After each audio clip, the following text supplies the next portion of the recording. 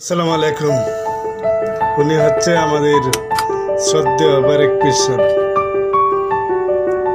খুব নম্র, ভদ্র, সারা জীবন উনি শান্ত মাটির একটা মানুষ। ওনার অনেক ভক্ত আছে। পৃথিবীতে অনেক মানুষ দেখছি, অনেক লেবাসদারি পীর সাহেব দেখছি।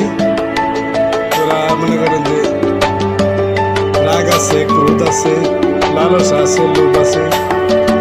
উনি খুব নম্র, ভদ্র, মাটির মানুষ। জীবনেও রাগ ওঠে নাই তার।